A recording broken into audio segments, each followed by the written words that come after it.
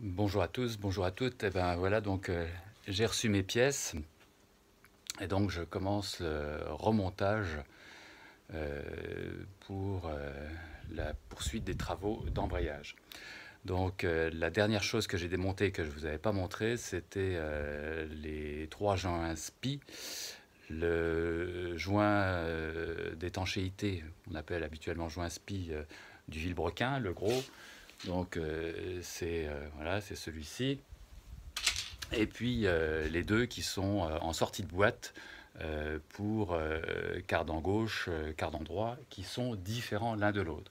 Donc un conseil, euh, les sites de pièces auto, ils vous donnent des références qui sont un peu nimpes, donc il vaut mieux les avoir d'abord démontés, ces joints, avant de commander les nouveaux, parce que vous n'êtes pas sûr que vous serez servi correctement.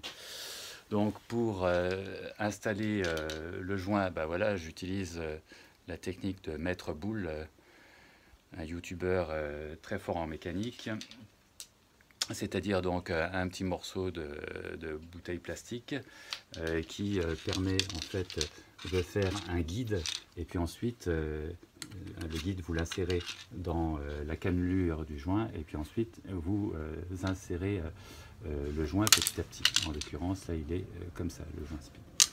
D'accord. Donc sur la bagnole, alors ah oui hein, c'est déjà l'hiver donc il pleut, il fait froid. J'ai réussi, alors j'espère que vous allez voir ça, donc à réassembler donc la fourchette sur son axe et la butée qui est neuve et qui est coincée, donc avec ici son circlips qui est dans la cannelure, donc fourchette, axe, butée, et j'ai nettoyé tout ça, j'ai graissé tout ça avec de la graisse lithium spéciale. Ici, un boulot de fou, réussir à reposer le volant moteur bimasse sur le côté moteur. Donc cette pièce-là, elle fait au moins 25 kg, peut-être plus. Donc j'en ai vraiment bavé pour réussir à la poser et à mettre une première vis pour tenir le tout. Et bien sûr, tout ça à son repère que j'avais fait ici. C'est là où il y a le point de pige du volant moteur.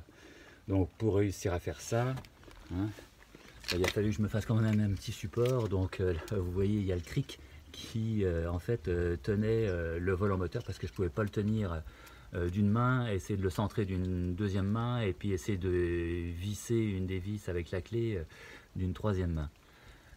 Donc voilà, ça c'est le genre de choses, voilà, la mécanique, soit vous êtes outillé, soit il faut vous faire aider. Donc j'ai pas beaucoup d'outils et j'ai pas d'aide. Donc voilà, les conditions de la réussite et de la satisfaction sont réunies.